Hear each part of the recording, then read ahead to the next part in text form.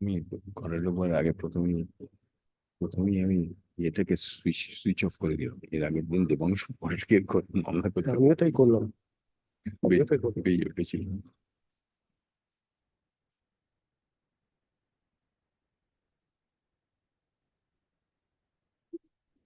আমার ইনফ্যাক্ট আমার মোবাইলে রিংটোন আমি নিজে কোনোদিন শুনিনি, কারণ মানে পারপিচুয়ালি আমি ওটাকে ভাইব্রেটারে রেখে দিয়েছি। আমি শুনতে পারি।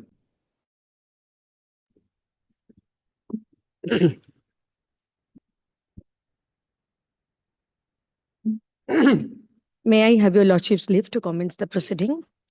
May I request the learned Advocate General to deliver the speech? My Lord, the Honorable the Chief Justice, my lords, Mr. Joyanto Mitro representing the Bar Library Club, Mr. Joydeep Kaur and Mr. Purito Sinha representing the Incorporated Law Society, fellow members of the bar, members of the registry, ladies and gentlemen. This obituary meeting is to condole the sad demise of Mr. Surendra Kumar Kapur, a legendary figure of our High Court, who has breathed his last on March 15th. My Lord, Mr. Kapur had graduated from the St. Xavier's College with honors in English literature. Then he went to the London University and did his honors in law, and he was called to the bar in the Lincoln's Inn in the year 1963. And thereafter, in 1965, he was enrolled as an advocate with the State Bar Council, and he started practice under the tutelage of one-time great Sri Shubhimal Roy, who has the distinction of becoming a judge of the Supreme Court directly from the bar. After his elevation, Mr. Kapur joined the chambers of Mr. Dipankar Ghosh, another legendary figure, and outshined his contemporaries and made a mark in the profession. My Lord, we have seen Mr. Kapur as a senior advocate from the first day of our profession. He was designated as a senior advocate in the year 1985. Mr. Kapur, my Lord, was a person of outstanding ability.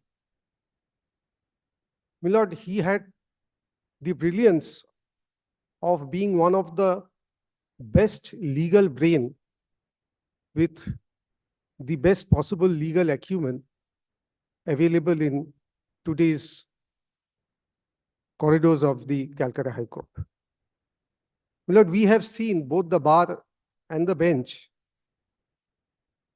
the brilliance with which he used to argue matters. My Lord, he used to, with ease, dissect threadbare a matter and place it before the court. My Lord, we have seen him, or the way in which, my Lord, he had placed matters with command over the subject matter, the fact, law, and judgment. Well, Mr. Kapur is a person who is to be followed by the legal fraternity in days to come. My Lord, we have worked with Mr. Kapur, a very serious person in his chamber, so long the discussions go on about the matter. The next day, or the day on which the matter is to be argued, he was much more prepared than the persons who went to brief him. And the admirable strength, wit, and humor that he had, you know, is a sterling example to be followed by all the members of the bar in days to come. Lord, we have seen Mr. Kapur being a great contributor to various landmark judgments which has been delivered by this honorable court. He has also assisted the court as amicus in a number of matters which again have produced, my lord, landmark judgments. My lord, we have seen Mr. Kapur, my lord, as an outstanding orator. My lord, he used to, or he had that ability to take the audience to his level, or he used to come down to their level and have the discussion with the crowd. And who will not envy his vocabulary and his speaking power? On a personal note, whenever I shared any dais with him, I used to conspire with the organizers so that I get the first chance to speak before he speaks. Because after the eloquence and of Mr. Kapur and the ability to speak extempo, but I don't think that anybody can match him. Be that as it may, my lord. So, my lord, with the demise of Mr. Kapur, my lord, a void has been created in our judiciary. My lord, the bench will no more get the assistance of Mr. Kapur. We, the members of the bar, we will not get the guidance of Mr. Kapur anymore. And I think, my lord, it is a great loss to this institution. My lord, legends do not die. Legends keep on inspiring through their work and noble thoughts and ideas. My lord, with the demise of Mr. Kapur, we have lost an unique talent and a legal treasure. My lord, we have seen Mr. Kapur, my lord, as a person, and I think I am correct, who adapted himself with the fast advancement of technology. Even before we juniors could adapt ourselves to the technological advancement, the electronic journals that we have, Mr. Kapur bought a big screen Apple computer. And Miller, before we could find out judgments, he would find it out and tell us, Kishore, look into this judgment, come back tomorrow. So, Millard, he was a person also, Millard, who kept pace, Millard, with the advancement of technology, Millard, and adapted it, which, Millard, we adapted much later. Millard, I have found Mr. Kapur to be a very passionate father also. At times, we all have our problems. He used to come to me and ask for certain help, I won't say advice. Despite me several times saying that, sir, please give me a call, I'll be there whenever you want me. He used to come to me because he felt that it was his job to be done and therefore he should come to me and not me going to him. But a person of great virtues, a person of great talent, a brilliant person, my lord, has left us, my lord. My lord, I, on behalf of, my lord, my officers, the state of West Bengal, and for myself, my lord, convey my heartfelt condolences to the bereaved family. And I'm sure, my lord, God will give them strength to overcome this irrevocable loss. May his soul rest in eternal peace. Thank you. May I request Mr. Joyendra Mitra, Senior Member of the Bar Library Club, to deliver his speech.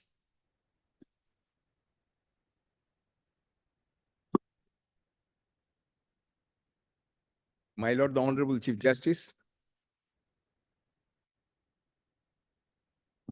my lords, my friends at the bar, Mr. Advocate General, the President of the Bar Association, ladies and gentlemen.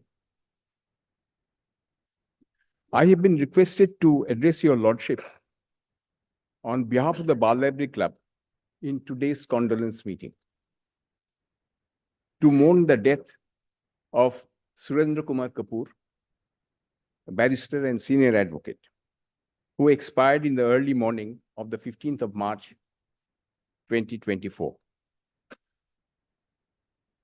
The reason, I guess, for such request is my long association with Mr. Kapur ever since he joined the profession. In fact, I can say that we joined the legal profession together in or about 1965. And after coming back to India, both of us joined the same chamber of Shubhimal C. Roy, a doyen of the Calcutta Bar, who later on was elevated to the Supreme Court bench directly from the bar. So far as I recall, we were in his chamber, in the chamber of Mr. Shubhimal Roy, for about a year or two. I shall come to that later on. First, before I come to that, a few words of his early education. After he finished his school from St. Joseph's College, he joined St. Xavier's College in Calcutta, wherefrom he graduated with honors in English. He was reputed to be a good student and did well in his BA examination. Quite apart from anything else, my own experience insofar as Kapur is concerned is that he was a storehouse of knowledge in English literature. So much so, when we used to lose track of any particular stanza from Shakespeare or Keats, we would refer immediately to Mr. Kapur, who would come out with the answers. After he graduated from Calcutta University in English, he went to England and obtained his honors degree in law from the University of London. At that time, I was also doing my degree course from London School of Economics. Though I came to know Kapur through a few common friends, my acquaintance with him then was only at a superficial level. However, being a part of a very small community of Indian students in London at that time, I was aware of his progress in academic field and came to learn of his having been called to the bar in November 1963 from Lincoln's Inn. I was called to the bar in or about the same time, perhaps a term or two earlier, in 1963. The upshot of all this was that when we came back to India, both of us almost at the same time, coincidentally, we joined the same chamber of Mr. Shubhimal C. Roy. I remember that at that time, in the chamber of Mr. Roy, there was a galaxy of lawyers. I could think of Justice Suhas and Mr. Suhas Sen, who became a learned judge of this court afterwards, Mr. S.B. Mukherjee, Mr. P.C. Sen, Mr. Dipankar Ghosh, Mr. P.K. Das. So, well, when we joined the profession and joined his chamber, myself and Mr. Kapur used to sit in the fringe and used to had the good fortune, I should say, of receiving advice from all these stalwarts, who afterwards became the luminaries of the Calcutta Bar. So far as I recall, Mr. Shubhimal Roy was elevated to the bench sometimes in the year 1967 or 68. But before that, both of us left his chamber because we found that he was too senior for us. I joined the chamber of Dr. Shankar Ghosh, and Mr. Kapur joined the chamber of Mr. Dipankar Ghosh. Thus commenced our long journey in the legal profession together. Colleagues in the profession and fast friends, but intense rivalry when holding the briefs on behalf of our respective clients in court. We were at that time a small group of young lawyers, all joined the Bar Library Club at about the same time, consisting of persons, my lords will be able to remember, Mr. Pradosh Mollik, Mr. S.K. Kapur, Mr. Deepak Basu, Mr. Pranab Rai, Mr. Hirak Mitro, Mr. Ahin Chaudhary, and many others. So we joined together, so to say, and automatically a camaraderie grew up amongst us. Though none of us had steady briefs at that time, being largely dependent on the briefs coming from solicitor's office, but we were a happy and a very noisy lot, fighting for clients against each other in court and going out together on holidays during vacation.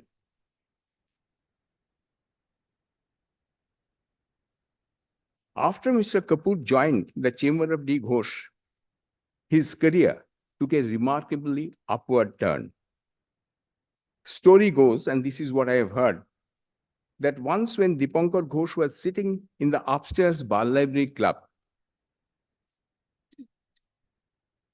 and with a pile of briefs of undefended suits in front of him, Mr. Kapur went and sat stealthily next to him. Mr. Ghosh was smoking a cigarette. In a very absent-minded way, he pushed the pile of briefs in front of Mr. Kapur and said that he will look after these briefs. I am going off to Puri tomorrow. And he left for Puri. This was what Mr. Ghosh was. And Kapur was intensely respectful of his senior. And the senior was extremely fond of this particular junior. Thereafter, Kapur never looked back. His fierce loyalty to his senior, his desire to put in hard labor, his innate intellect, and his superb oratorial skill took him step by step to the pinnacle of his profession. Kapur was given the senior advocate's gown in 1985. He was appointed the Additional Solicitor General of India in May 2003. He appeared in many important matters in court, both civil and criminal. These are known to your lordships and to the members of the bar. I have no doubt that as a practicing advocate, he had contributed immensely to the expounding of various legal principles. I am sure that the future generation of lawyers will be able to judge and assess his contribution to the field of law in this country. I am confining my address to my recollection of a friend, Mr. Kapur, as I saw him. He was a deeply emotional person with an intense personality. This sometimes caused belligerence in his appearance, address, and approach in court. However, this never lasted for long. And when he understood that his aggressiveness in court had hurt his adversary, he would come forward and try to have it sorted out. He had my and everybody else's admiration. A good lawyer, a forceful advocate, and a powerful speaker. He would compel the advocate on the other side to take that extra care in preparing his case. As a host, he was extraordinary. His hospitality in treating his friends was exceptional. Our outings together during holidays and our periodical meets at the Aventine restaurant during weekends were never to be forgotten. These are my personal experiences which I am narrating to your lordship. Kapur was quintessentially a family man. His wife, Sarita, is a friend of my wife for the last 50 years. Unfortunately, she is not keeping well now. Their eldest son, Shubimal, whose name was given, well, according to his own senior, at that point of time when Shubi was born, he was attending the chamber of Shubimal Siroy. So the name was given Shubimal. He's an engineer by profession and resides in USA.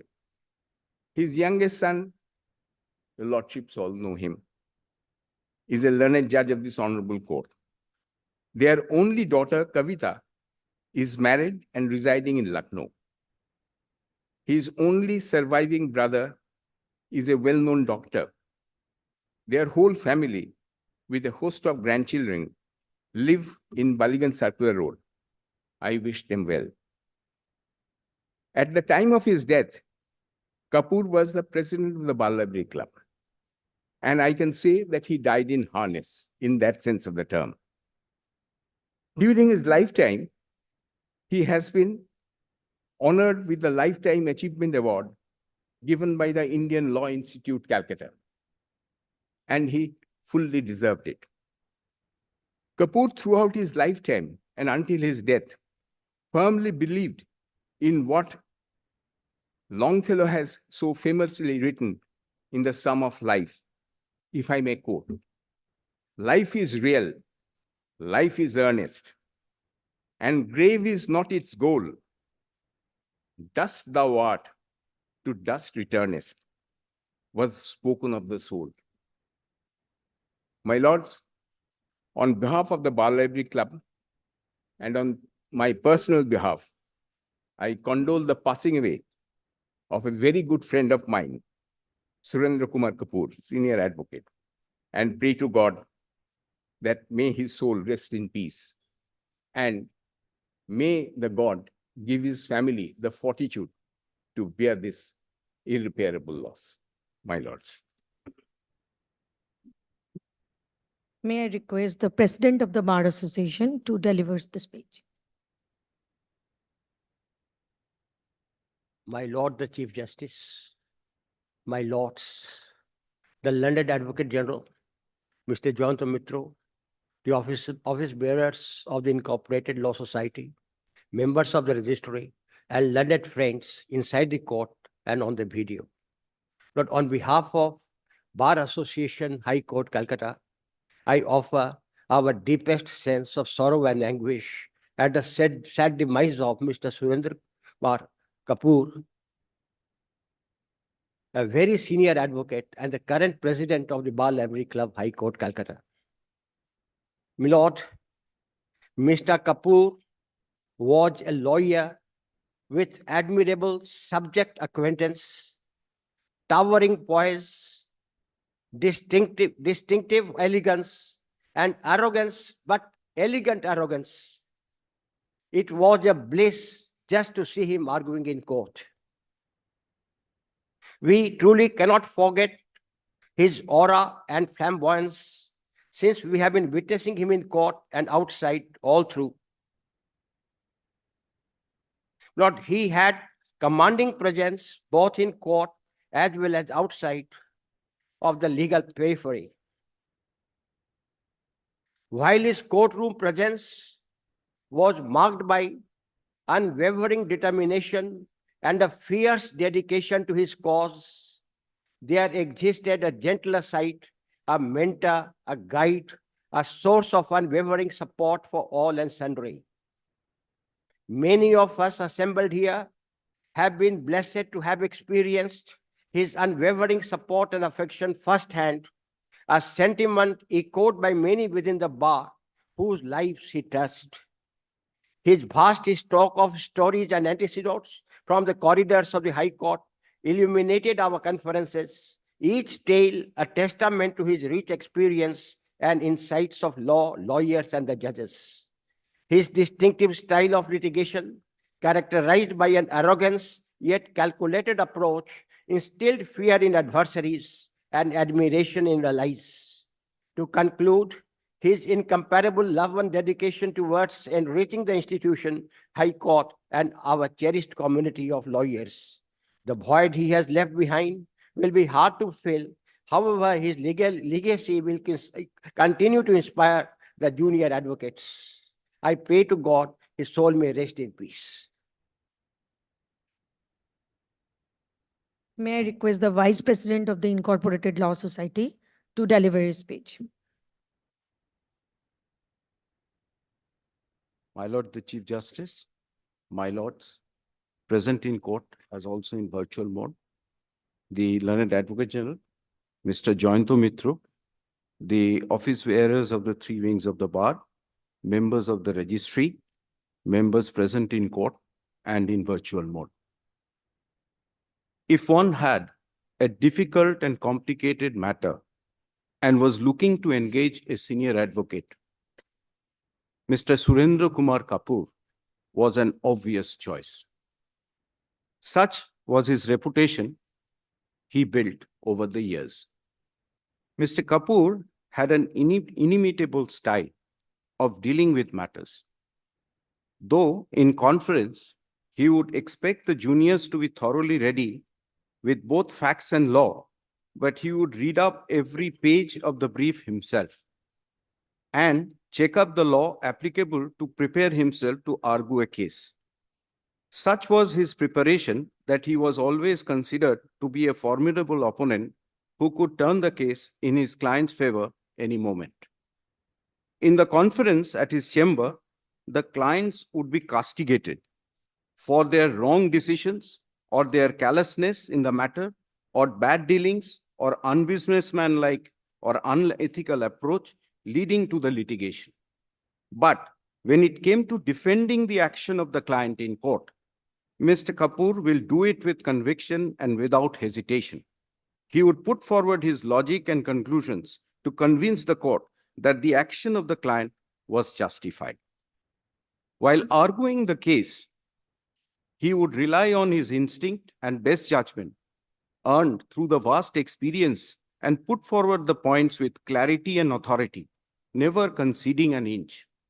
No wonder he held brief in every high-stake, high-profile matters in the High Court, appearing for one side or the other.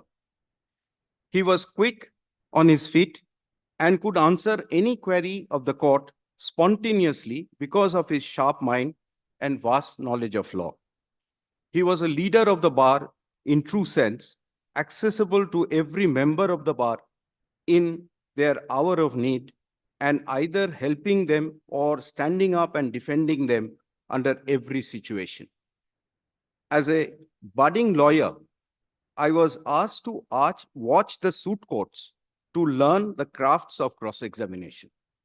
Those days, around 1984 or thereabout, witness action in court, suit courts, was a regular feature. Mr. Kapur was also a regular in suit courts.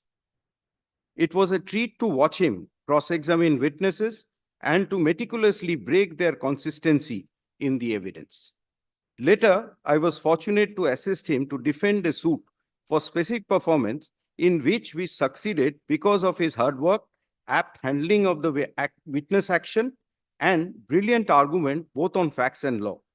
In this matter, I learned how important it was for the counsel to visit the suit property to see the boundaries and other features of the property prior to cross-examining the witness. I learned that this brings precision in the process of cross-examination to catch the witness off guard in a suit for specific performance. This is one example of his innovative mind and unique approach. Mr. Kapur sat in the smaller room of the Bar Library Club on the first floor and shared the table with his best friends like Mr. Hirok Mitra, Mr. Jayanto Mitra, late Mr. Pradosh Mollik, Mr. Deepak Basu, late Mr. P.K. Roy. Each of them are and were luminaries in the profession. Mr. Kapur had a towering personality with warmth. His exterior was not a reflection of his heart inside. A person close to him knew that. In short, he had, in his illustrious career in the profession, spanning around 60 years, had been an erudite and versatile lawyer, having worked in every branch of law, be it civil or criminal or any other branch. He was also appointed as the Additional Solicitor General of India and have practically appeared in every High Court and the Supreme Court. In him, we have lost a legal giant whose absence shall be felt for all times to come. I, on behalf of the members of the Incorporated Law Society, as well as the members of the bar, send my deepest respect and condolence to the family. May Almighty give them strength to overcome the loss. May his soul rest in peace. May I now request the Honorable Chief Justice to address the House. My esteemed sister and brother judges, the learned Advocate General, the learned Additional Solicitor General, President and Secretary of the Bar Library Club, President and Secretary of the Bar Association, President and Secretary of the Incorporated Law Society, Mr. Jayanta Mitra, Senior Advocate, learned Senior Advocate, learned members of the Bar, and family members of Mr. S.K. Kapur. It is with immense sense of sadness that we have assembled today to mourn the demise of late Mr. Surendra Kumar Kapur, barrister at law and senior advocate of this court, who passed away on 15 March 2024. His demise has created a void not just for his family and friends, but for the entire legal fraternity at large. Mr. Kapur's biography has already been mentioned by my previous speakers. There is indeed no end to the achievements of Mr. Kapur during his life. He was one of the most revered senior advocate of this court. There can be no excellence in law without excellence in lawyers. Mr. Kapur had an unique style and led by example, making efforts to raise the standards of the bar, exhibiting knowledge, wisdom, fairness, and professional commitment. Mr. Kapur was born in Calcutta. He had his schooling in St. Joseph's College, graduated from the Xavier's College with honors degree in English literature, standing first in the college and ranking high in the university list. He then proceeded to London, where he took his honors degree in laws from the London University during 1963. He returned back to Calcutta and was enrolled as an advocate for this court the following year. While practicing, he had also been a professor of commercial law at his own alma mater, the St. Xavier's College, for over 12 years. Mr. Kapur first joined the chambers of legendary Mrs. Subimol Roy, who was one of the very few then to be directly elevated to the bench of the Honorable Supreme Court. Thereafter, he joined the chambers of another legendary barrister, late Dipankar Ghosh. Mr. Kapur continued to practice before the High Court at Calcutta and had a flourishing practice before the various other high courts of the India and practically appeared in all the high courts in the country and also before the Honorable Supreme Court. In the year 1985, he was designated as a senior advocate. Few have managed to match Mr. Kapur's eloquence as a counsel or his versatility as a barrister. His talent had been acknowledged as rare, and his erudition as peerless. He was always the much sought after counsel for cases before the trial courts, especially interlocutory matters where he worked par excellence. However, there were no branches of law in which Mr. Kapur had not argued important cases. He was one of the very few who had command over both the civil as well as the criminal side.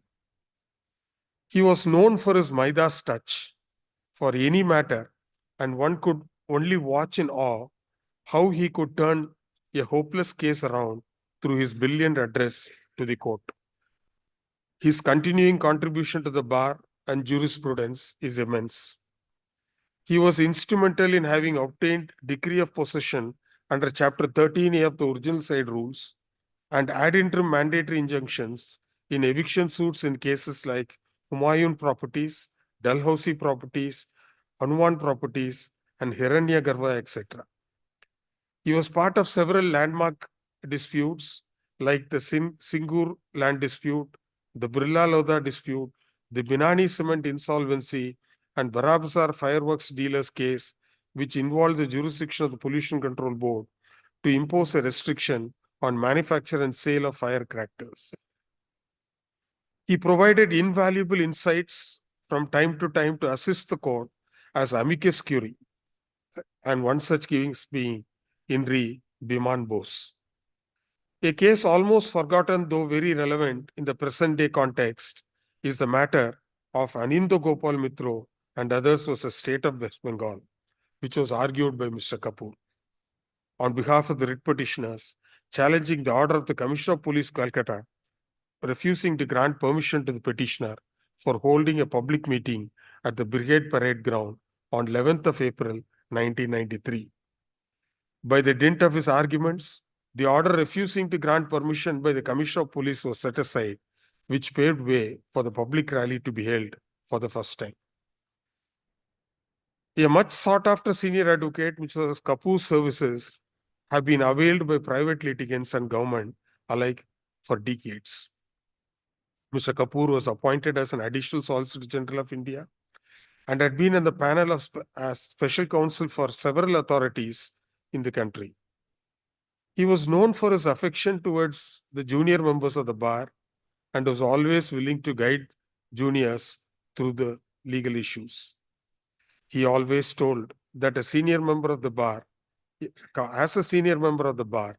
a person should be most humble and respectful towards the juniors, as in this profession, we always learn from each other, no matter our age or seniority. As said by my previous speakers, he was known as a family man and had great love for each member of his family. I am told that Mr. Kapur was very proud when Justice Ravi Kishan Kapur was elevated to the bench of this court. He had great passion for literature, be it in any language. And I am also told very interestingly that Mr. Kapur was a great cook and took great delight in cooking for anyone who would request him for the same.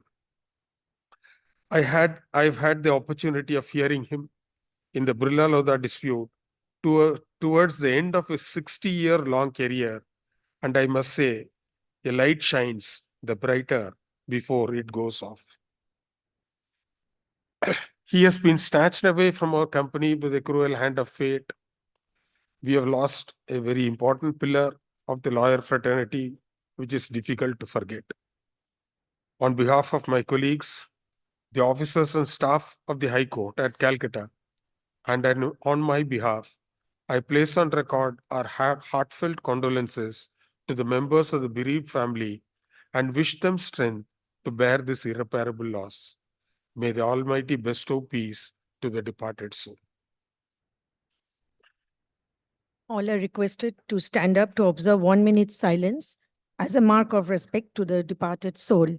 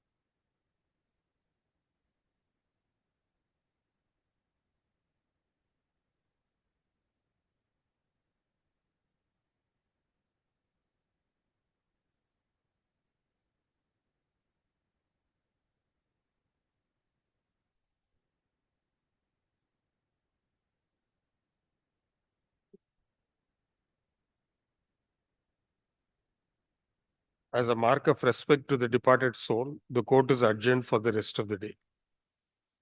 May I have the leave to declare the proceeding Yes. as concluded?